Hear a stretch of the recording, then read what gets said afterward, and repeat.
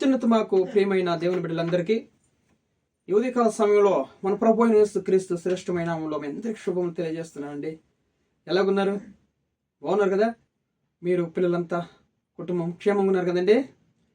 దేవుని నామానికి మహిమ కలిగిన గాక. మన ప్రభు నిన్నటి సమయం అంతా కూడా మనల్ని కాచి కాపాడి ఈ దినమును మనకు బహుమానంగా కానుక ఇచ్చున్నాడు.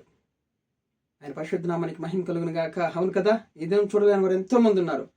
దేవుడు మనం సజీవులుగా ఉంచినందుకు ఆయన కోట్ల స్తుతులు స్తోత్రాలు. దేవుని నామానికి మహిమ కలుగును గాక.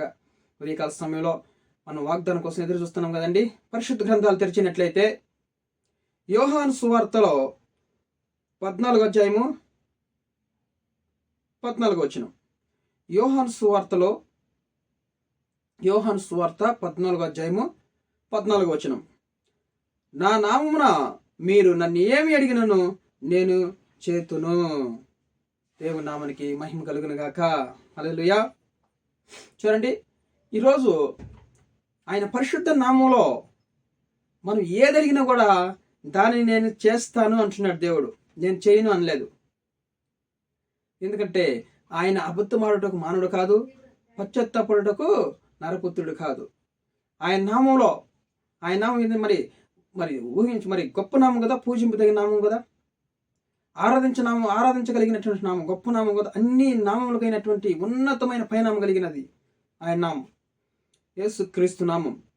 తండ్రి నా నామమున ఏదడిగినా కూడా చూడండి కుమారుని మహింపరచడానికై దాన్ని నేను చేస్తానంటున్నాడు. దేవుని నామానికి మహిమ కలిగిన గాక. ఈరోజు నువ్వేం అడగాలని ఆశిస్తున్నావు? దేవుని దగ్గర ఏం అడగాలని నువ్వు కోరుకుంటున్నావు?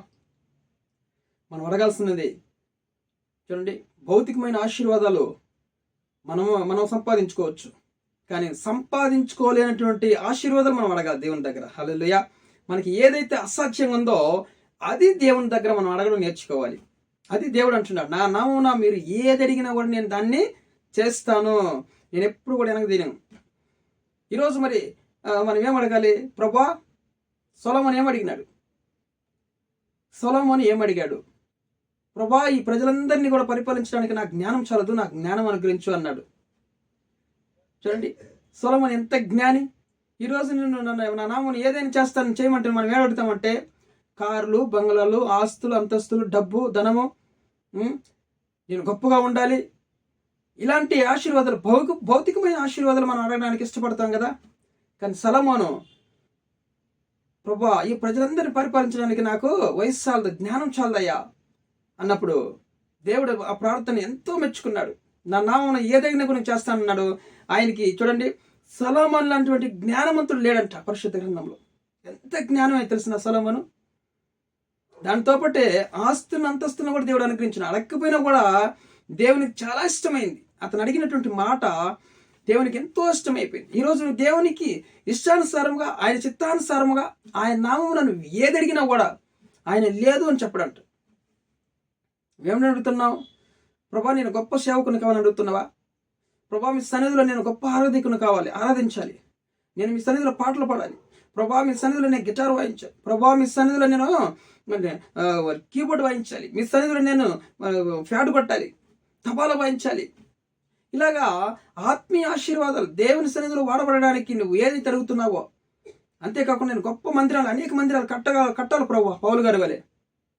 ఆయన చిత్తానుసారంగా, ఆయనకి ఇష్టమైనటువంటి ప్రార్థన నువ్వు చేస్తే, ఆయన చిత్తానుసారంగా ఆయన నామం నువ్వు ఏదడిగినా కూడా, ప్రభా యేసుక్రీస్తు నామములో నాకు ఇది అనుగ్రహించు, ప్రభా యేసుక్రీస్తు నామములో ఈరోజు నేను పాటలు రికార్డింగ్ చేయడానికి నాకు మ్యూజిక్ సిస్టమ్ కావాలి ప్రభా, మ్యూజిషియన్ కావాలి ప్రభా అని అడుగు. నీకు ఎందుకు ఇవ్వడు దేవుడు?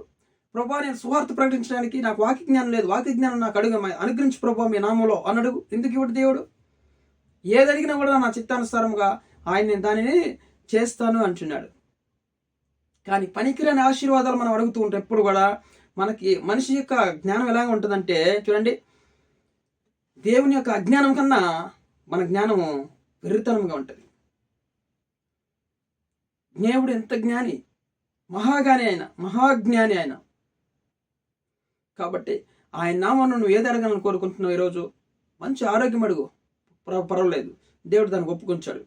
మంచి ఆరోగ్యం అడుగు, బిడ్డలు దేవుని సన్నిధిలో దీవించబడాలని అడుగు, నా బిడ్డలు దావీదు ఏమడిగాడు, ప్రభువా నేను నా కుటుంబం నిత్యం ఈ సన్నిధిలో ఉన్నట్లు దాన్ని ఆశీర్వదించు, నీ ఆశీర్వాదం పొందే నా కుటుంబం నిత్యం ఆశీర్వదించబడను గాక అన్నాడు. దేవుని నామానికి మహిమ కలిగిన గాక. యెహోషువ ఏమడిగాడు, ప్రభువా నేను నా కుటుంబము మిమ్మల్ని సేవించే కుటుంబంగా ఉండాలి. ఇశ్రాయేలు ప్రజలు ఎట్లా పోయినా కూడా నాకు మరి తెలియదు, వాళ్ళు చెప్పిన మాట వినడం లేదు, మీరు దేన్ని ఆరాధిస్తారో నాకైతే తెలియదు, నేను నా కుటుంబం అయితే యెహోవాను సేవించదము అని అడిగాడు. ఆయన నామంలో, ప్రభా మీ నామంలో నాకు ఇది దయచేయి. దావీదు అన్నాడు, మీ నామమున ప్రభా ఇది నాకు దయచేయి, నా కుటుంబాన్ని నిత్యం ఇస్తాను స్థిరపరచు. ఎలా ఉందని ఆ మాట? అద్భుతంగా ఉంది. దేవునికి ఇష్టానుసారంగా ఆయన హృదయం టచ్ చేసింది, హార్ట్ టచ్ చేసింది అనమాట ఆ మాట. ఈరోజు నువ్వు అడగడం నేర్చుకోవాలి. దేవుణ్ణి ఎలాగ అడగాలంటే ఎలాగ పడితే అలాగ అడగకూడదు మనం. ఆయన చిత్తానుసారముగా, నా చిత్తానుసారము నేను ఏదడిగినా కూడా మీరు నేను చేస్తాను, నా నామమున మీరు ఏదడిగినా కూడా దాన్ని నేను చేస్తాను అన్నాడు దేవుడు. హల్లెలూయా. మనం అడిగేది దేవునికి ఇష్టం కావాలి, మనం మాట్లాడే మాటలు దేవునికి ఇష్టానుగా ఉండాలి. 19వ కీర్తన 14వ వచనం దావీదు ఏమన్నాడు, ప్రభా నా హృదయపు దానము నా నోటి మాటలు మీకు ఇష్టానుసారముగా ఉండాలి, మీకు అంగీకారములు కగునుగాక అన్నాడు. మనం అడిగే మాటలో, మన హృదయంలో ఆలోచనలో దేవునికి ఇష్టంగా ఉండాలంట. అప్పుడు దానిని మనం ఏదడిగినా కూడా దేవుడు మనకి దాన్ని అనుగ్రహిస్తాను అంటున్నాడు అనమాట. ఆయన నామంలో నువ్వు ఎక్కడైతే మరి జ్ఞాపకార్థంగా ఆయన నామంలో నువ్వు ఆరాధిస్తుంటే దేవుడు నేను అక్కడికి వచ్చి మిమ్మల్ని ఆశీర్వదిస్తానన్నాడు దేవుడు. హల్లెలూయా.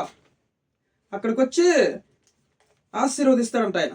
చూడండి నిర్గమకాండంలో 20:24 చూడండి, ఆయన నామాన్ని ఎక్కడికైతే జ్ఞాపకార్థం ఉంచుకుంటావో చూడండి, మంటి బలిపీఠమును నా కొరకు చేసి దాని మీద నీ దహన బలులను సమాధాన బలులను నీ గొర్రెలను నీ ఎద్దులను అర్పింపవలెను.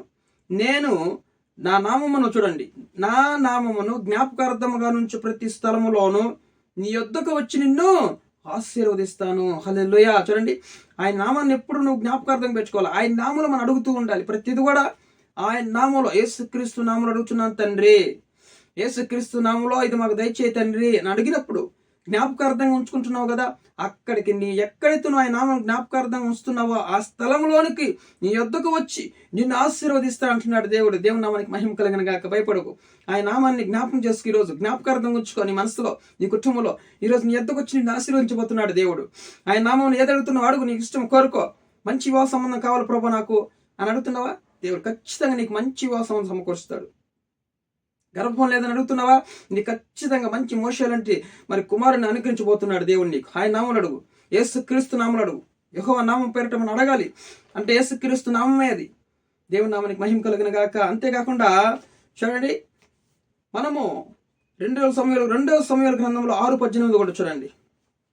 6:18 ఒక మాట రాయబడింది, దహన బలులను సమాధాన బలులను అర్పించడం సాధించిన తర్వాత సైన్యములకు అధిపతి యెహోవా, చూడండి, సైన్యములకు అధిపతి యెహోవా నామమున దావీదు జనులను ఆశీర్వదించి, చూడండి ఆయన నామంలో ఆశీర్వదిస్తున్నాడు. వాళ్ళు ఆశీర్వదించబడిన వారవై కుటుంబాలకు తిరిగి వెళ్ళినట్లు చూస్తున్న ఇశ్రాయేలు ప్రజలు. హల్లెలూయా. దావీదంట సైన్యములకు అధిపతి యెహోవా నామమున జనులను దీవించినప్పుడు వాళ్ళు దీవించబడిన వారై, ఆయన నామమున ఏదైతే నువ్వు ఆశీర్వదిస్తున్నావో, నువ్వు కోరుకుంటున్నావో, ఎవరిని ఆశీర్వదిస్తావో దేవుడు వాళ్ళని ఆశీర్వదిస్తాడు. ఏది నువ్వు కోరుకుంటున్నావో ఆయన నామమున నీకు అది అనుగ్రహించబడుతుంది. జనులు దీవించబడిన వారు ఇశ్రాయేలు ప్రజలు తన కుటుంబాలకు తిరిగి వెళ్ళిపోయినట్లు మనం చూస్తున్నాం. దేవుని నామానికి మహిమ కలిగిన గాక. అంతేకాకుండా 2వ దినవృత్తాంతాల గ్రంథంలో చూడండి, 2వ దినవృత్తాంతాల గ్రంథంలో 14:11 ఆశ, చూడండి, ఆశ తన దేవుడైన యెహోవాకు మొరపెట్టి యెహోవా విస్తారమైన సైన్యములో చేతిలో ఓడిపోకుండా బలము లేని వారికి సహాయం చేయుటకు నీకన్నా ఎవరునూ లేరు. మా దేవా యెహోవా మాకు సహాయం చేయము, నిన్నే నమ్ముకొని ఉన్నాము, నీ నామమును బట్టి ఈ సైన్యమును ఎదిరించుటకు బయలుదేరి ఉన్నాము. చూడండి, ఆయన నామమును బట్టియే మేము జనములని ఎదిరించుటకు మేము వెళ్తున్నాము. నీ యొక్క నామమును బట్టే ఈ యొక్క సైన్యమును ఎదిరించుటకు మేము బయలుదేరుచున్నాము. చూడండి, ఆయన నామమును సైన్యాన్ని జయించాలి ప్రభు అని అడుగుతున్నావా, ఖచ్చితంగా నీకు అనుగ్రహించబడుతుంది. యుద్ధంలో నేను జయించాలి ప్రభు మీ నామంలో అని అడుగుతున్నావా, ఖచ్చితంగా నువ్వు జయిస్తావు. శత్రువుని జయించాలి ప్రభు అని యెహోవా నామం అడుగుతున్నావా, యేసుక్రీస్తు నామం అడుగుతున్నావా, శత్రువు నిర్మూలన చేయాలి ప్రభు ఈ దినమని ఖచ్చితంగా నీకు ఎదురుగా ఉన్న శత్రువుని ఈరోజు నిర్మాణం చేయబోతున్నాడు. నీ వద్దకు దేవుడు నిన్ను ఆశీర్వదించబోతున్నాడు. ఖచ్చితంగా ఆమె నన్ను వాగ్దానం విని దేవుడు అద్భుతమైన రీతిలో నువ్వు ఆయన నామమున నువ్వు ఏది అడుగుతున్నావు ఈరోజు ఖచ్చితంగా నువ్వు పొందుకోబోతున్నావు. 100% నువ్వు పొందుకుంటావు. దేవునికి ఇష్టానుసారమైనటువంటి ఆశీర్వాదాలు నువ్వు అడిగినవంటే ఖచ్చితంగా ఆశీర్వాదాలు దేవుడు నీకు నెరవేర్చబోతున్నాడు. దేవుని నామానికి మహిమ కలుగునుగాక. ప్రార్థన చేసుకుందాం. ప్రభా, మాటను దీవించండి, ఆశీర్వించండి.